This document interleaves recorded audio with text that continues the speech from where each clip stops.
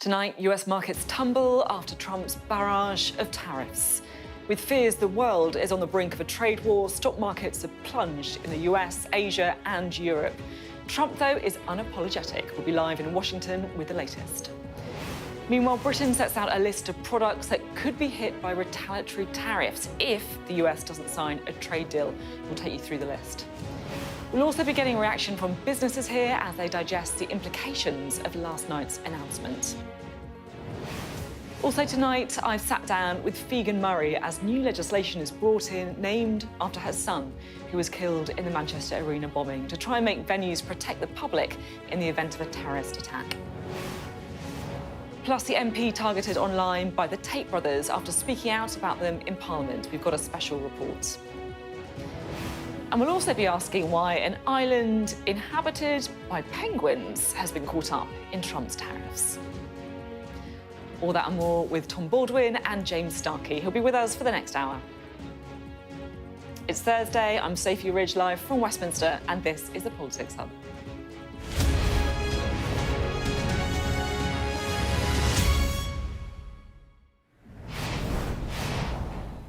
Hello, good evening. Last night was frankly extraordinary. It was one man's attempt to end the era of globalisation and with it the post-war free trade system. They charge us, we charge them less, so how can anybody be upset? China, first row. China, European Union, very friendly. They rip us off. It's so sad to see. It's so pathetic. Vietnam, great negotiators, great people. Taiwan, Japan, India, very, very tough, very, very tough. Indonesia, Malaysia, Cambodia. Oh, look at Cambodia, 97%. United Kingdom, 10%. And we'll go 10%. So we'll do the same thing. And after the theatre of the big reveal, world leaders are scrambling to come up with a response. I think the recent tariff decision by the US president is fundamentally wrong. It's an attack on a trade order that has created prosperity around the globe. China has repeatedly stressed that there are no winners in trade wars and tariff wars, and protectionism is not a way out. The tariffs are the most serious setback to open and free world trade we have seen since the interwar period.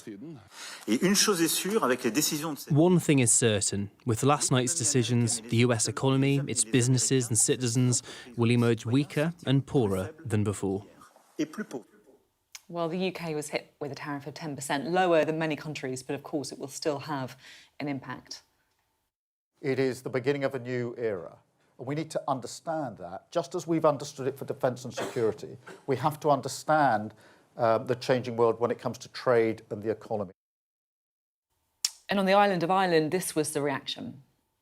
My determination, and certainly the economist's determination, will be to encourage and continue to grow the all-island economy. We fought hard for that over the Brexit debacle, and we will fight hard again for it in terms of where we are now. There is no doubt that the imposition of tariffs by the US will have an adverse impact.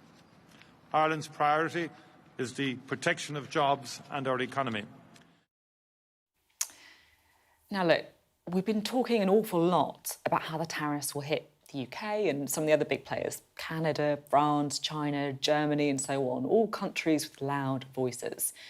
But it is time to talk about the countries on the list who don't have loud voices, countries who are not wealthy, because some of the poorest countries in the world are going to be crippled by what happened last night. Cambodia was hit by a tariff of 49%. Now, the average person there earns about $6.50 a day. Madagascar, one of the world's poorest countries, was given a tariff of 47%. Lesotho in southern Africa has a 50% tariff. That's the highest of any country. And that could devastate the economy of a small, impoverished nation that relies on exports of clothes. You know, I remember the fair trade dream when countries were given the chance of trading their way out of poverty. Botswana, for example, through diamonds, now subject to a 37% tariff. The Ivory Coast, through cocoa, now contending with a tariff of 21%. Now, this would be a body blow to the economies of these countries. And also, look, frankly, if you're looking at it through a self-interested America First perspective, it could also increase migration, because we know that when people are desperate, they move. Well, tonight markets have been tumbling in Asia, Europe, and perhaps crucially in the US as well. Let's cross straight to Washington. We can speak to our correspondent, David Blevins. We mentioned there the movement of the stock markets in the US. How's the president been reacting? Well, he's unrepentant, I think, would be the word I would use, Sophie. Just an hour before the markets opened in New York and we witnessed that steep decline, his press secretary, Caroline Leavitt, was telling networks here in the United States that there would be no short-term pain. She said the only thing that would rise would be people's wages, not the prices of goods on the shelves in the United States. And then the president himself took to his own Truth Social network to post the following: the operation is over. The patient lived and is healing. The prognosis is that the patient will be far stronger, bigger, better, and more resilient than ever before. Make America great again. He loves his analogies. He loves this emotive language, even describing yesterday as Liberation Day, talking about taking back the soul of America and talking about this place having been pillaged and looted in the past by other nations. But the other big figure, I think, that's on the mind of many people is 72%. That is from the latest YouGov poll here in the United States. That's the number of Americans who actually believe that the tariffs will increase prices of goods on the shelves in the United States. So there is some degree of unity, I suppose, around the issue of impact, because even 64% of Republicans believe that. But they remain deeply divided in this polarized place around the strategy itself, because Republicans who would have pushed back hard in the past in Congress when they saw figures like we're seeing from Wall Street are not pushing back this time. They were in the front row in the Rose Garden last night, smiling, applauding, nodding, seemingly giving the president the seal of approval. And that tells us just the degree to which he has a grip on power in the United States right now, and why Democrats are struggling to land a blow, simply accusing him of triggering a trade war with some of America's closest allies and suggesting that he's taxing things that will affect the lives of most Americans to give his billionaire friends a tax break. David, thank you very much indeed. David Blevins there in Washington for us. Right, let's bring in our duo for the evening, shall we? The former Labour Director of Communications and Strategy, Tom Baldwin, and the former Conservative Special Advisor, James Starkie. Great to have you both with us. I mean, where to start? I honestly don't, I feel like I don't know where to start. The markets are tumbling. This is clearly going to have an impact in the US, on people's pockets or on businesses, or obviously their supply chains. What's going on, James? I was hoping you would come to me first, just because there's so much to unpack. As you said, it is so complicated. I mean, I think it was clear that it was worse than people expected in terms of the tariffs that he imposed. Today, I think, understandably, you can see some of the briefings from Downing Street. There's a political relief that they've kind of seen lesser tariffs on the UK than other nations. So that there's a relief on that.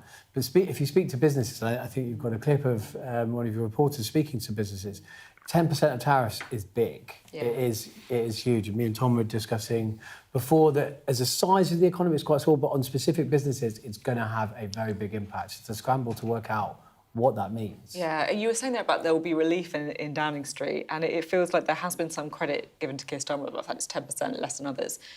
But I can't help thinking that, has any of this actually made any difference? Because they've got a very clear way that they've calculated it, which lots of people think is completely kind of crazy, but that they have got a system. So we've just fallen part of that. It isn't really anything that Keir Starmer's done. Well, I mean, they're still optimistic that some sort of better deal than this can be done. And while there's hope, there's still a point in trying. And yeah, I think Keir Starmer's played Trump as well as he could. He hasn't done the posturing from the sidelines. He hasn't done the shouting and the easy denunciation going, yay, we don't like Donald Trump. You know, he's trying to get a good outcome. He's trying to get a good outcome in terms of our values and our national interest. But I think he would accept that right now we haven't got that. We haven't got the security deal with America to guarantee European security. We haven't got a trade deal with America. And there will come a point, at some point, if it carries on like this, with Trump putting a wrecking ball not just through European security, world security, putting a wrecking ball through the European economy and world security, the world economy, when there is a moment when I think Keir Starmer has to look at this as a reset moment. You know, I know at least one cabinet minister who thinks, if you're going to do a big reset with Europe, if you're going to have to raise taxes to pay for extra defence, if you're going to have to look at, again, the fiscal rules, the public will get that the agent of chaos is in the White House, that this is the result of what Donald Trump is doing. He's causing a new global disorder. But if you're going to do that, you have to play Trump up rather than play Trump down. So there may have to be a change in tone and a change in the way they deal with Trump if it carries on as bad as this. So basically choose Europe over America is what you're saying. And I know you're not saying right now, but that's what you're saying. Look, it's never going to be a straight choice, and there's always going to be things we have to do with America and things we will do with America. I think Keir Starmer's right to say it's not a straight choice. But if you're looking for a big reset to explain why we're putting taxes up, or looking again at fiscal rules, or maybe going a bit further in terms of our relationship with Europe than the manifesto said, Trump, it provides you with ample cover, because it's not just an excuse, it's also real. I mean, the other flip side of this is the time to get those kind of Brexit freedoms, right? Well, I don't want to sound like a politician, but there's a bit of both. As Tom said, you've got to work with both countries. I think it was the case, I worked on vote leave, that our relationship was always going to change with Europe over time in response to events. And we've seen on defence and on these issues, there'll be some cooperation with Europe. But I think one interesting thing that Tom mentioned is, how do UK politicians deal with Trump? Because some of them have been seen to be very close. I think the Conservatives haven't been exactly sure how to kind of treat him. And, you know, at the moment, kind of Downing Street, the government's played nicely. But if this carries on, you know, that is going to put pressure, the public are going to put pressure to see people basically take And he's sides. unpopular, isn't he? This is the He's thing. unpopular. Look, I mean, there's no Trump bonus for other Conservative politicians around the world. We're seeing what's happening in Canada. Yeah. I think one of the reasons why the AfD actually didn't do quite as well as expected was the sort of Musk effect. I think, you know, you'd see Nigel Farage beginning to sort of maybe try and distance himself from his very, very close friend. Kemi Badenoch, who was creeping up to Trump early on, is beginning to be a bit more critical. You know, there's absolutely nothing in this for the right at the moment. You know, you don't want to be associated with this man. No, he's wrecking our economy, he's wrecking our security. Why do you want to have anything to do with him? Thanks both very much. I have lots more from both of you throughout the programme. Now, in the UK, Keir Starmer has warned of a new era in trade. Trump's tariffs dominated the launch of Labour's local election campaign, as our political editor Beth Rigby reports. This not just a new dawn, Britain today waking up to a new economic era of global tariffs and looming trade wars that could further flatten an already fragile economy. The PM in Downing Street convening business leaders to discuss with them what he can control the UK's emergency response. Last night, the President of the United States acted for his country, and that is his mandate. Today, I will act in Britain's interests with mine. Weighing up options, what they can all agree on is that an economic hit's on its way, and we could all feel it. From the Cabinet Room to Chesterfield, as the Prime Minister tries to shift gear from global issues to local ones. The press pack's arrived in Chesterfield and the PM is here too to kick off Labour's local election campaign. Now, what he wants to talk about is Labour's record on the NHS, but his best laid plans have been blown off course by Donald Trump and those tariffs, and how it will hit the working people that the Prime Minister's pledged to protect. Labour activists in the East Midlands cheering the PM and his change message on. But the changes happening now only serve to hurt Labour and the people the Prime Minister says he wants to help. Vote for change in your neighbourhood. Vote for change in your high street. Vote for a Labour council that will work hand in hand with a Labour government on our plan for change. Can you please explain in concrete terms for working people looking at all of this overnight, what does it mean for them? A trade war is bad for working people. I think it is better if we're able to negotiate a better outcome, and that's what we are attempting to do.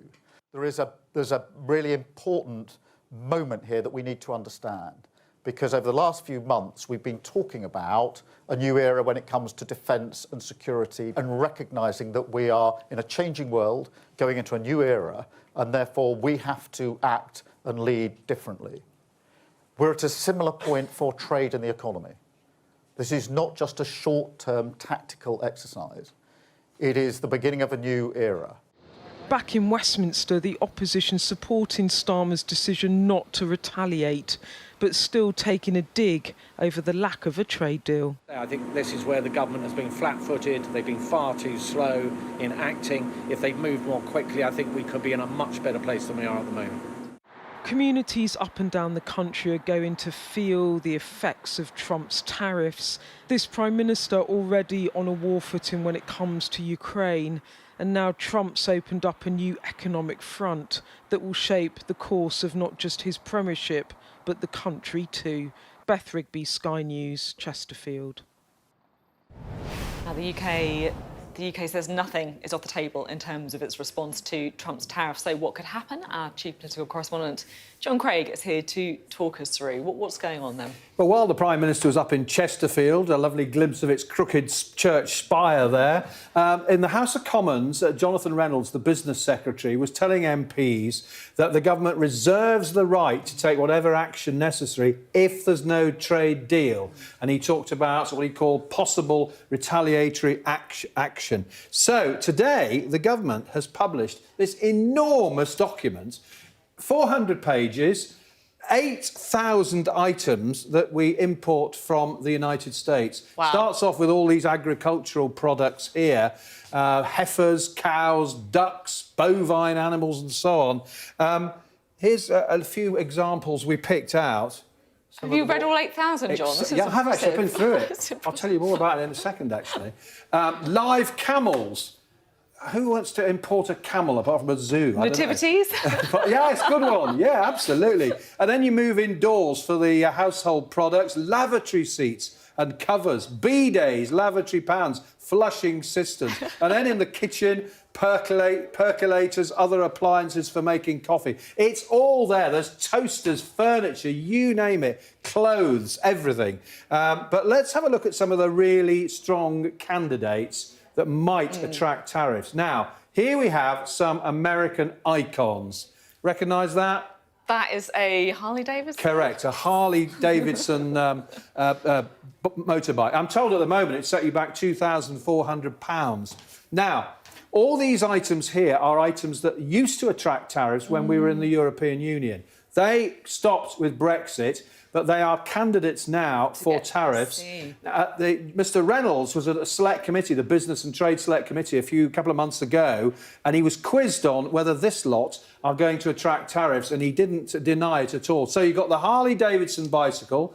That is Tesla? The Tesla cars, yes. Here we go. Only I'm yesterday, doing well here. Sir Ed Davey was repeating a call he made in the House of Commons a couple of weeks ago, slap a tariff on Elon Musk's Tesla cars. Here we have, well, I'm not going to ask you because it's obvious. It says these last ones, Levi jeans, Levi Strauss there, worn by Bruce Springsteen and goodness knows who else.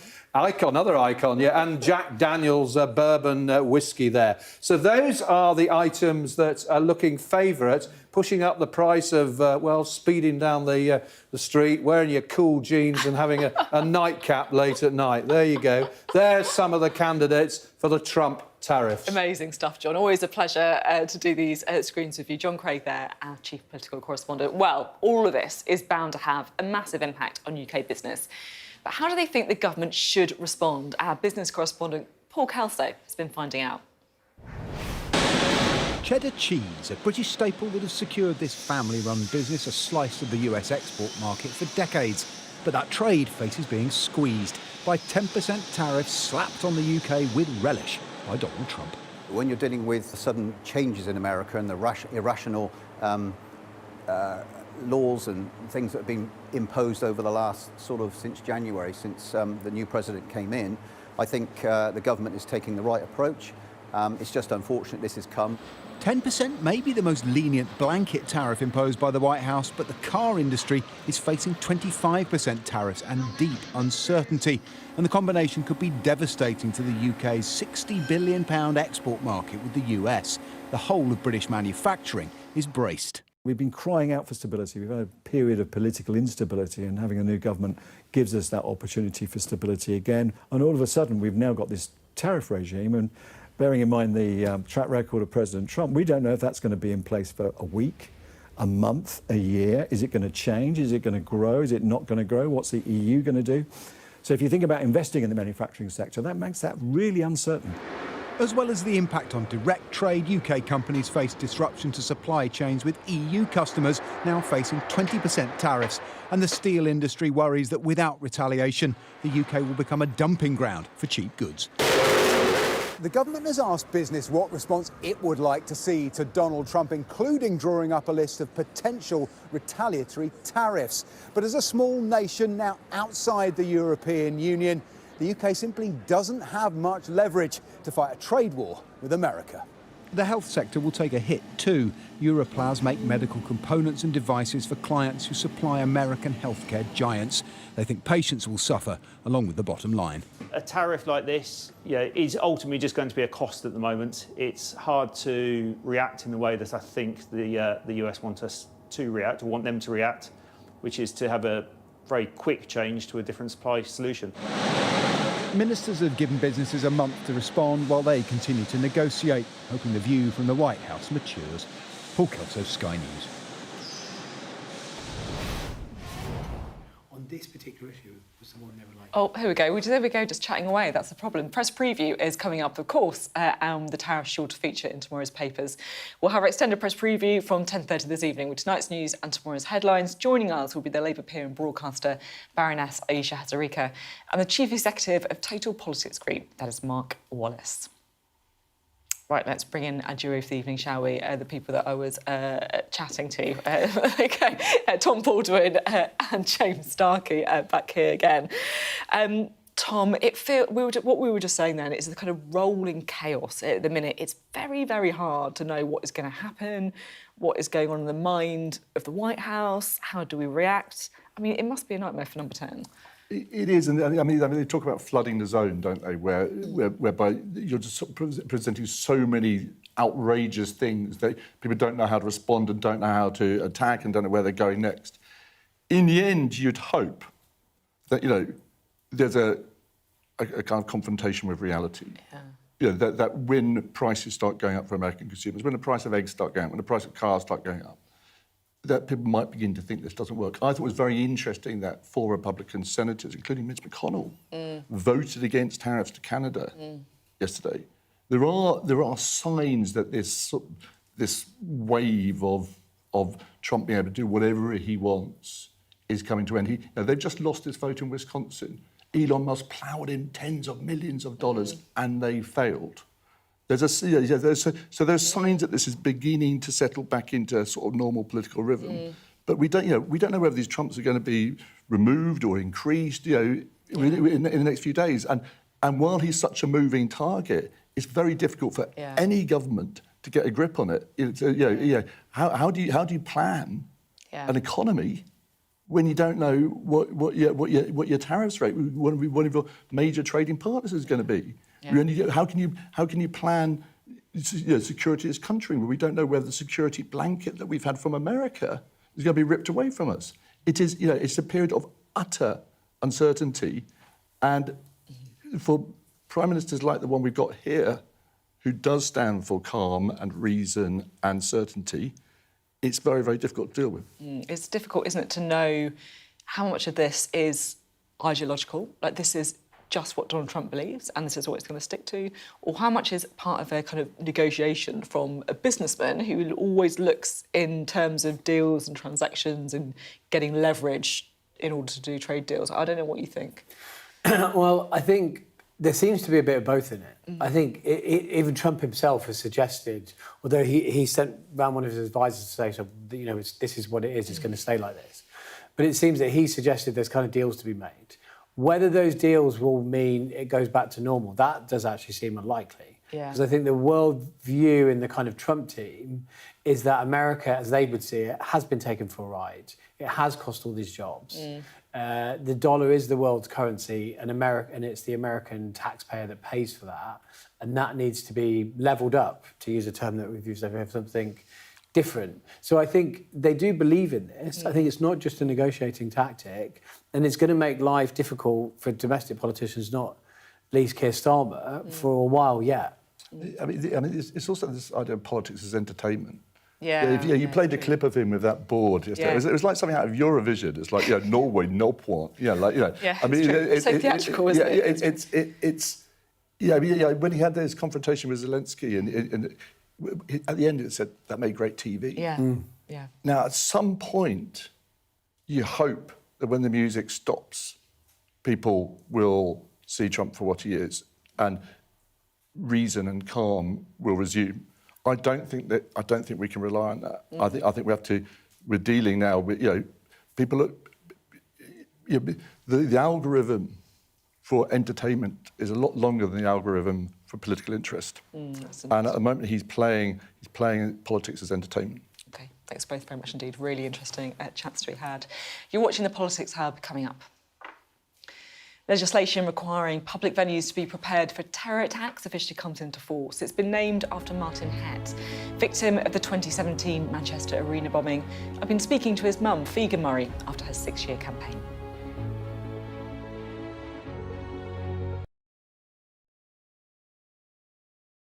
I'm David Blevins, and I'm Sky's senior Ireland correspondent. It takes 60 minutes to cross the Irish Sea. It took the British monarchy a century. I've spent 30 years reporting the journey from conflict to peace. The political parties of Northern Ireland have reached agreement. If there's anyone who might know how to fix Northern Ireland's devolved government, it's the American architect. Changes in circumstance require changes in approach. The end of the political stalemate, the start of a new chapter for Northern Ireland. I confirmed that I am willing to take up the office of First Minister. My election to the post of First Minister demonstrates the change that's happening on this island. Catholics and Protestants on different sides, now facing the same threat. If we both contract COVID-19 and end up in hospital, religion's nothing. People here are adept at finding hope amid adversity. That's the spirit of a place that punches way above its weight. We help you understand the world with us. A toxic blue-green algae now poisoning Lough Neagh. It's breaking your heart what has happened here. It is.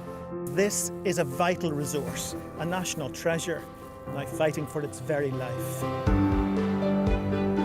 They are effectively surrounded by Northern Ireland, and that makes this the most unlikely of international frontiers. If there's a hard border, I think it'll cripple the country.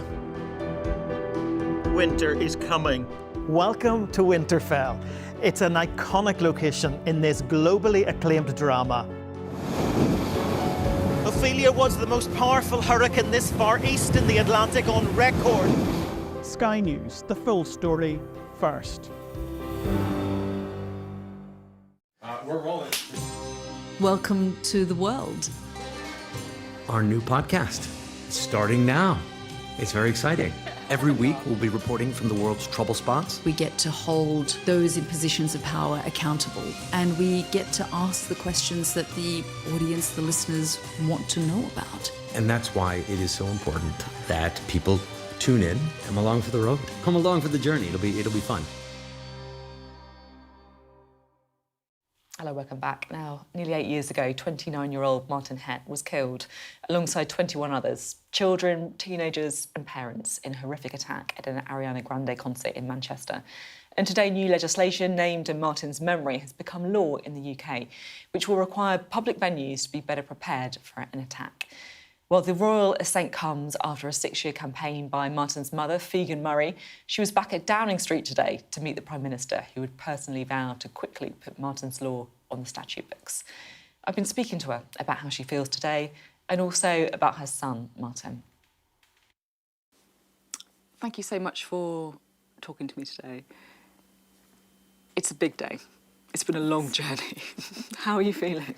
Yeah, quite weird actually. It feels surreal because this journey has been 6 years and 3 months, and for it to finally come to sort of some kind of very, very happy solution is really great. So just talk to me about Martin's Law. What is Martin's Law? Martin's Law is a piece of legislation. It's an act of Parliament as of this morning, It's basically a legislation to keep people safe at venues and public places, venues. And it's a two-tier system with a standard tier for venues between 200 and 799 people, and the enhanced tier for bigger venues starting from 800 people plus. And you've done an awful lot of work with other people as well, but an awful lot of work trying to work out how to make venues safer, haven't you? And why do you think this will make a difference? Do you know what? It started as because 18 months after the attack, my husband and I went into Manchester socially for the first time, and we were at a little music concert, and there was no security, and it shocked me, it really did. And it just made me stand up and say, I'm not having this. This is unacceptable. And I started a petition online, and that sort of snowballed into this big campaign that came to a conclusion this morning. And I just felt that security has to happen. I was shocked it wasn't already in existence. And obviously the reason is because of the Manchester bombing. Yes, we lost our son Martin at the Ariana Grande concert in May 2017. And just one of the most shocking terror attacks. Yes. On the most, innocent of people, teenagers, young girls, parents, and Martin as well. Yeah, and a lot of children. I mean, the youngest victim was Sophy Ridge. She was only 8 years old. This was a targeted attack focused on young people deliberately, and this sort of thing should just never happen again, and hopefully Martin's law will help prevent that sort of thing. How do you think Martin would be feeling today?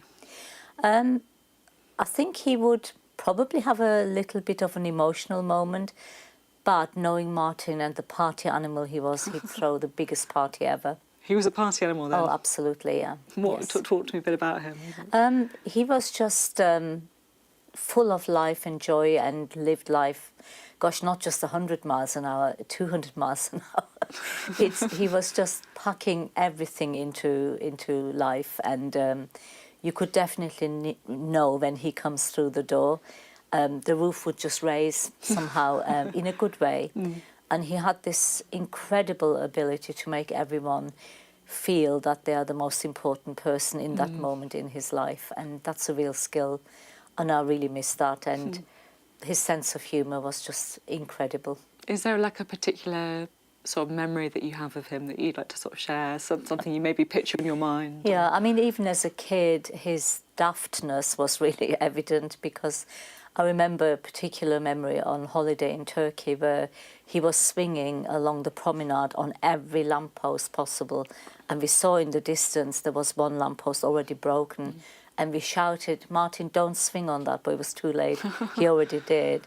And my husband just managed to run there as the lamppost fell down to grab it and gently put it on the sand. And the next thing that happened is, one by one, the entire city went into darkness. You're joking me? No, he completely caused the blackout. The whole city? The whole town. I think you get a bit of a sense of the kind of guy he was then. That's what he was, Yeah, making an impact. Yeah, or he'd do strange things like having a blind date in Rome, of all places, instead of in the UK, as if there are not enough people to date, and having his wallet stolen by accident. And I forever had to bail him out of silly situations. I can see on your arm you have the bee. Yes. The Manchester bee, which is the sort of symbol of that city coming together and grieving and being strong and supporting one another. Have you felt that in your fight to make change? Yeah, totally. I mean, after the attack, the whole city came together. I think everybody in Manchester felt it was an attack on their city, and they took it personal. And therefore the support for us as families was immense. It was incredible. But yeah, absolutely, best place to live in Manchester, really. It feels as well that it's perhaps a symbol of what you've done since the attack, because you've been relentless, right? It feels like that. You've been pretty relentless. You studied counter-terrorism afterwards, is that right? Yes, I did, But that wasn't part of the campaign. That was purely because after Martin died, I realised I know nothing about terrorism because it never really affected me as such. So I always thought terrorism naively happens abroad and in other countries and maybe in London, but not in my world. And then we became the news, and that was a wake-up call. But that also made me then question about who are these people who do these things? Why are they doing it? What are governments doing it? What are doing about it? What is the UK doing about it? And I realised the only way I can get the answers was to educate myself. So I did a 2-year master's in counter-terrorism. There's a lot of focus about radicalisation at the minute, online, different influences on people. I just wondered if you have any sort of thoughts on that? Absolutely. I've recognised very early on that people were radicalised. In fact, less than 4 weeks after the attack, I went on national TV and publicly forgave the terrorists because I looked at the bigger picture and I thought, no, when you were a baby, a newborn baby, you were innocent. Somebody poisoned your mind, and that poisoning of minds, after studying counter-terrorism, I felt really strongly about that.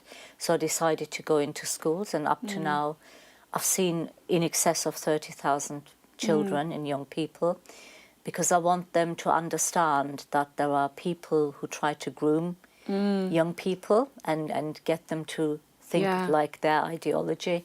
And I want young people to recognise where these people operate, the tricks they use, the things they say, and how they can recognise themselves or others being in the process of being radicalised and how to get help. There's a lot of talk after adolescence. I don't know if you've watched it. Yes, but we did. Do you support the fact that it's been shown in schools, and do you think it's useful? I think it's absolutely important that young people see that programme and they learn more about it. I think there is not enough known about it at schools to try and teach young people, but I think it's a good thing that happened, that programme. So I'm hoping they're taking it further, How's the Prime Minister been? Because we're talking just before you're going to go and see him, Absolutely incredible. He, on the day of when the walk finished, I met with Rishi Sunak and James Cleverly, and then afterwards we met with Sir Keir Starmer, and he said to me, well, I don't know if I'll get elected, but if I do get elected, I promise you I will get this done. And he stuck to his promise, and I'm very grateful for that. Well, I feel like you've done your son very proud today, and congratulations. Thank you. Thank you. Well, let's chat now, shall we, to Tom and James. James, you've got experience working closely with the Home Office. I just wondered your reflections on the legislation itself. The aim is, of course, to try and make it safer for people from terror attacks when they go to these venues. But there is obviously some concern about the impact on business too. I know there's some concern from the smaller venues, but I think when something like this happens, you do have to learn the lessons. And I think a huge credit to Figen for the work that she's done and ensured that whoever was in government that this was going to get done, and that's quite a heroic effort. And overall, as I said, I think one thing you can do when such a tragedy occurs is ensure that lessons are learned. It's an important in any legislation to get the balance right, but security is always going to be paramount. Yeah, that's it. I guess that's the thing, isn't it? Particularly for these large venues, you've got lots of people, and sadly, we do live in a world where there is a terror risk. Yeah, clearly sort of laws did need to be tightened. I always have slightly mixed feelings about calling laws after individuals. Martin's law, I think there's a really moving interview that he just did with Figen, but there is a sort of proliferation of these laws now named after different people, and sometimes it's great because it brings the reality of a real person's experience and puts that in front of MPs. I also think somehow we can't name every law after somebody, and there has to be, it makes it a little bit too emotive, and if the law needs to be changed or altered are you allowed to alter Martin's law? So I think I'm sure this is a great law. I'm sure it's needed. I just worry slightly that we're getting into a sort of process by which every law has to be named after some individual with whom something terrible happened. I'm not sure that's the best way to make it. Yeah, it's interesting as well, the campaigning strength of some of these families as well. I'll be honest, I was quite moved by talking to Figen, and she's a force, this woman. She's a force. Like, the fact that this terrible thing happened to her son and her family that nobody asked for, and then the next thing she does is she decides to go and get a master's in counter-terrorism to try and understand it more. And I guess sometimes you kind of need these really relentless campaigners to make this kind of change. Yeah, I think, look, my own experience in life, when you have something, you know, you're filled with some level of emotion, and you need somewhere to channel it. And, you know, sometimes, you know, that can be difficult to where do you put that? And I think people that are able to channel all of what they're feeling after something that happened that's so tragic and do something really, really positive for it, that's amazing. And, you know, to see some real change. And she should be proud today that you keep going for all those years. And anyone, we work around Westminster politics, people that just keep going no matter what, that's hard. That is really hard to do. And when you've experienced that, I think it's even harder. Great to talk to you both on this, thank you. Still to come on the Politics Hub. An MP tells Sky News she received death threats after being attacked online by the Tate brothers. We'll hear from her next.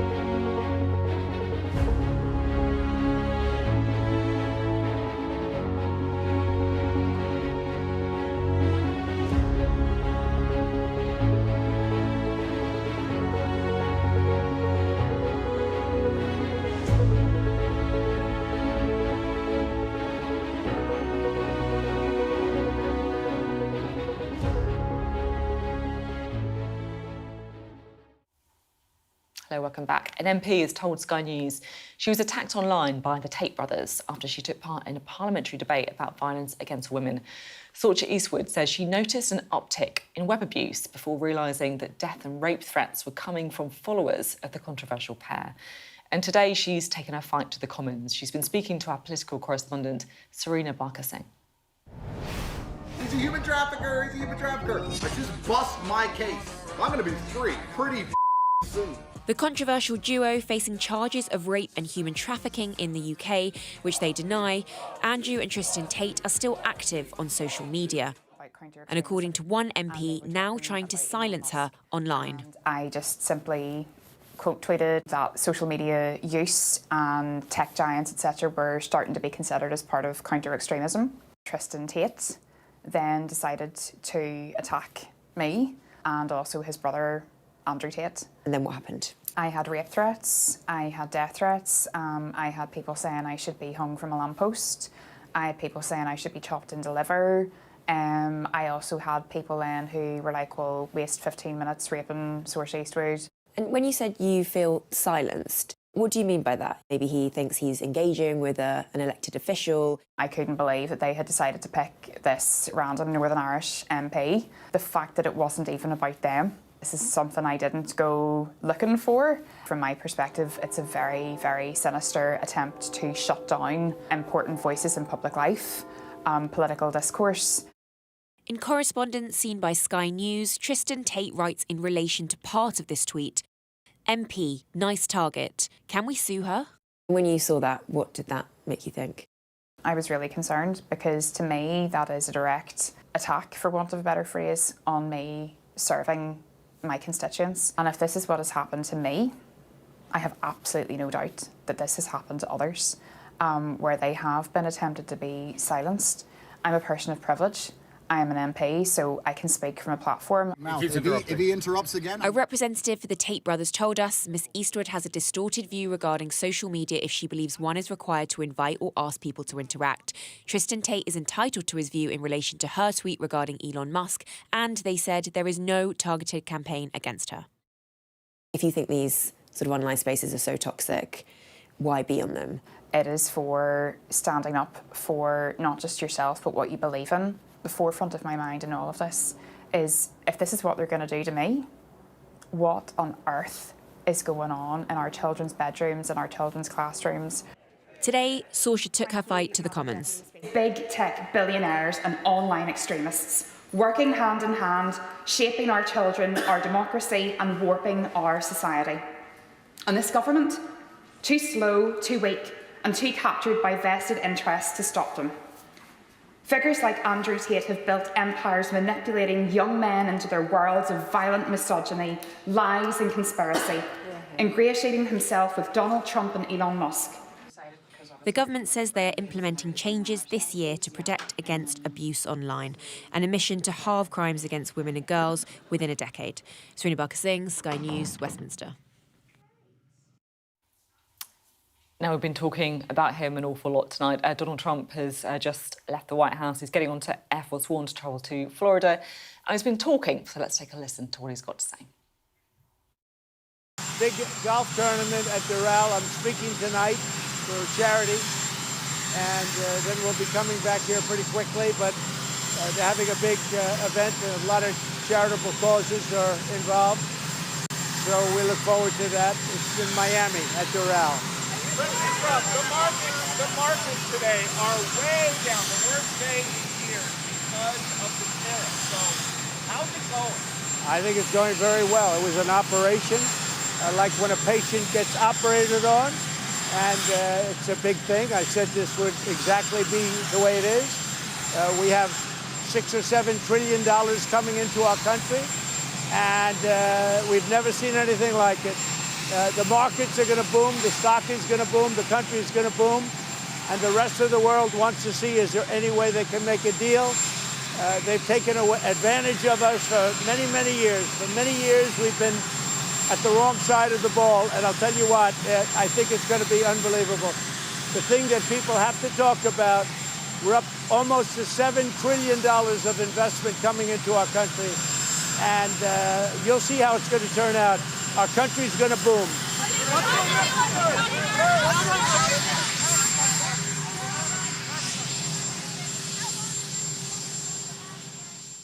The latest there from Donald Trump, who, of course, made it very clear yesterday that no country was going to be spared from his tariffs that he announced on Liberation Day.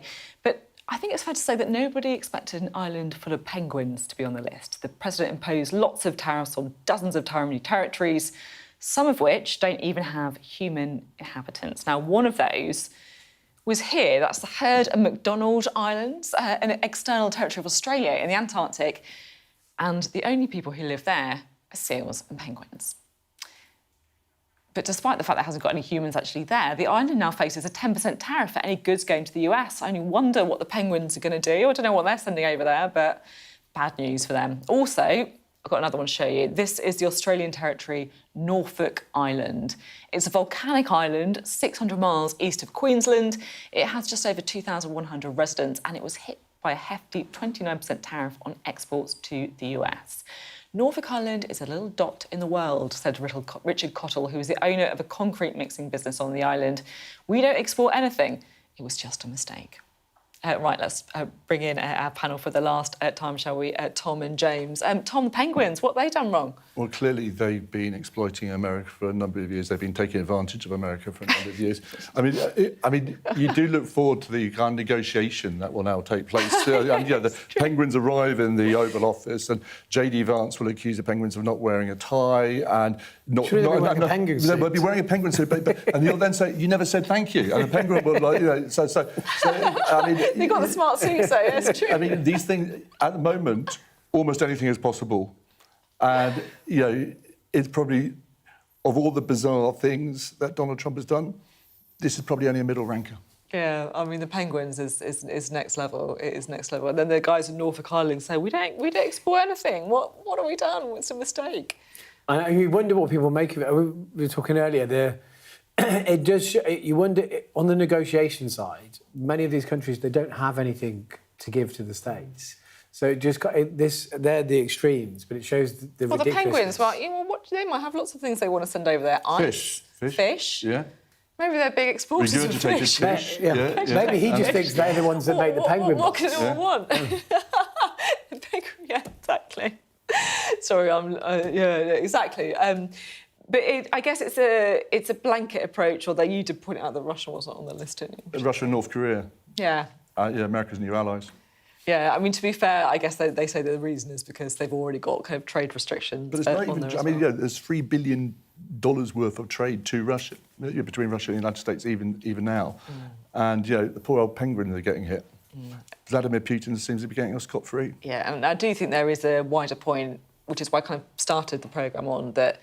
We're talking an awful lot about some of the bigger countries, the faces that we know like Macron or Mark Carney, but actually there is an awful lot of really small countries here who are going to be absolutely hammered by this. And as you were saying, James, it's not like they're going to be buying Levi jeans and Harley Davidsons or Teslas, is it? Let's be honest. No, they're hitting countries like Lesotho, who just simply won't be able. They don't have the GDP to buy expensive American goods, so it's not going to go anywhere. Some issues are kind of shades of grey, but as the Penguin shows, this is a black and white one. So it's easy to see. I mean, people are already dying as a direct result of the withdrawal of US aid. That's already happening. This latest wrecking ball on the global economy will cause a great deal of suffering and misery. And we can joke about penguins, but at some point we're going to have to stop laughing about Donald Trump and stop regarding him as an entertainer.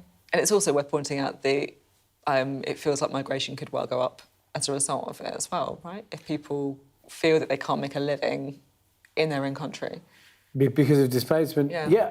Look, it's going to bring a range of issues, I think. And if you bring it back domestically, and we talked about it earlier, it's a massive challenge for Downing Street because this is almost daily since Trump has been in, that they are having to react at speed with difficult issues. Thanks both very much indeed. Great to have you on the show now. Well, that is it from us tonight. I'm off for the Easter recess, so you've got Ali Fortescue with you for on Monday. But I just wanted to leave the programme with an urgent appeal from the Disasters Emergency Committee to help those impacted by the earthquake in Myanmar.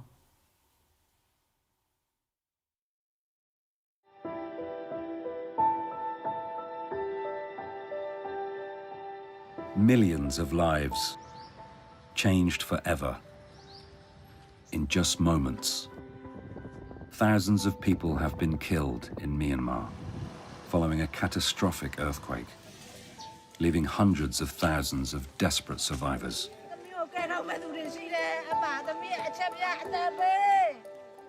These families are at risk if they do not receive immediate life-saving support to prevent the immense toll from rising further.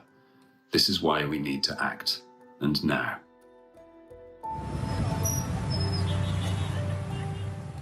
So much of the population in Myanmar has been affected, including millions of children, with many left without access to food, clean water, and medical care.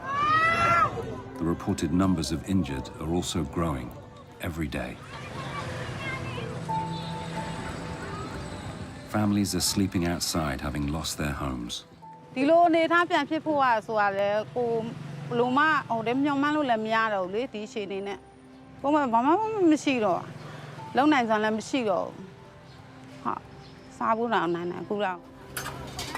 We did not have enough resources to provide all the support. We need your help.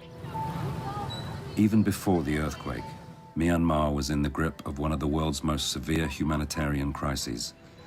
Years of instability meant that a third of the population, 20 million people, were already relying on aid. Now the scale of need is critical. DEC charities and their local partners are already working on the ground in Myanmar. But with such a staggering scale of destruction, they need our help to meet the overwhelming demand. Money will get to those caught up in this terrible disaster. You can donate online at dec.org.uk, by calling 0330 1230 555, by texting SKY to 70727 to give £10, or by sending a cheque to this address. Just £10 could provide water to 10 families for a day. £50 could mean emergency food for one family for a month. And £100 could buy essential hygiene supplies for 10 families for 3 months. It's heartbreaking to see these images emerging from Myanmar.